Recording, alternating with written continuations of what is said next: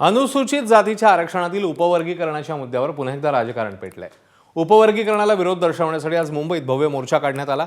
Republican सेनेचे नेते आनंदराज आंबेडकरांच्या नेतृत्वाखाली निघालेल्या मोर्चामध्ये हजारो लोक सहभागी झाले। मेट्रो सर्कल ते आझाद मैदान असा मोर्चा काढण्यात आला। सरकारने उपवर्गीकरणाचा घाट घालू नये, उपवर्गीकरण झालं तर मातंग समाजाचं सर्वाधिक नुकसान होईल अशी भावना आंदोलकांनी व्यक्त केली। दरम्यान उपवर्गीकरण समितीच्या शिष्टमंडळाची उपमुख्यमंत्री एकनाथ शिंदेंसोबत बैठक झाली। मुख्यमंत्र्यांशी चर्चा करून अंतिम निर्णय घेऊ असं आश्वासन एकनाथ शिंदेंनी शिष्टमंडळाला दिलंय। त्यानंतर आंदोलन मागे घेत असल्याची घोषणा आनंदराज आंबेडकर यांनी केलेली आहे। त्यांचा आज मोर्चा होता।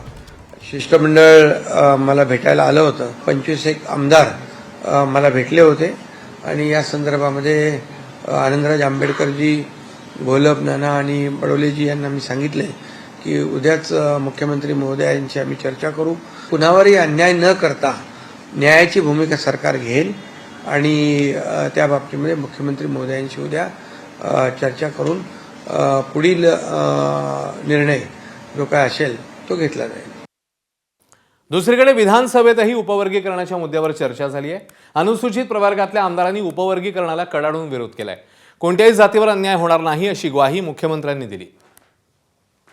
बदल समितीचा अहवाल अद्यापही आलेला नाही, तरी पण सरकार हे उपवर्गीकरणाचं बिल आणून या दोन समाजामध्ये, या दलित समाजामध्ये दुही निर्माण करण्याचं काम करते का, हा खरा प्रश्न निर्माण होतो अध्यक्ष महोदय। म्हणून या विरुद्ध 5 लाख लोक आज रस्त्यावर उतरले आहेत, आंदोलन करतायत। मी वडेट्टीवार साहेबांच्या लक्षात आणून देतो, सर्वोच्च न्यायालयाच्या याच आदेशाप्रमाणे कर्नाटकच्या सरकारने, तिथे आपलं सरकार आहे, त्यांनी उपवर्गीकरण केलं, कायदा झाला। तेलंगणात आपलं सरकार आहे, त्या ठिकाणी उपवर्गीकरण केलं, कायदा झाला। महाराष्ट्रात मात्र आम्हाला हे लादायचं नाहीये। आम्हाला सहमतीने सर्वांना विश्वासात घेऊन आणि कायद्याचं तंतोतंत पालन करत हे करायचं आहे। त्यामुळे मी पुन्हा सांगतो, कमिटी सगळ्यांचं म्हणणं ऐकून घेईल। दरम्यान उपवर्गीकरणाचा नेमका मुद्दा काय आहे जाणून घेऊया। SC/ST आरक्षणात उपवर्गीकरणाचा राज्यांना अधिकार आहे असा सुप्रीम कोर्टाचा निर्वाळा आहे। अनुसूचित जातीतील आरक्षणाचा महार जातीला सर्वाधिक लाभ होतो असा युक्तिवाद करण्यात आला।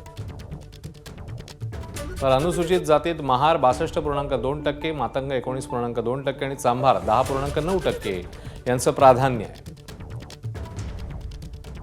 मातंग, चांभार, ढोर, रामोशी आदी 50हून अधिक जाती शिक्षण आणि नोकरीत मागे असा दावा केला जातो। आरक्षणाचा लाभ सर्व जातींना देण्याच्या दृष्टीने उपवर्गीकरण आवश्यक आहे असा युक्तिवादही करण्यात येतो। मातंगांचे नेते लक्ष्मणराव ढोबळेंची अनुसूचित जातीत अ, ब, क, ड अशा प्रवर्गांची मागणी आहे। तर उपवर्गीकरणामुळे अनुसूचित जातीत फूट पडेल अशी उपवर्गीकरणाच्या विरोधकांना भीती आहे।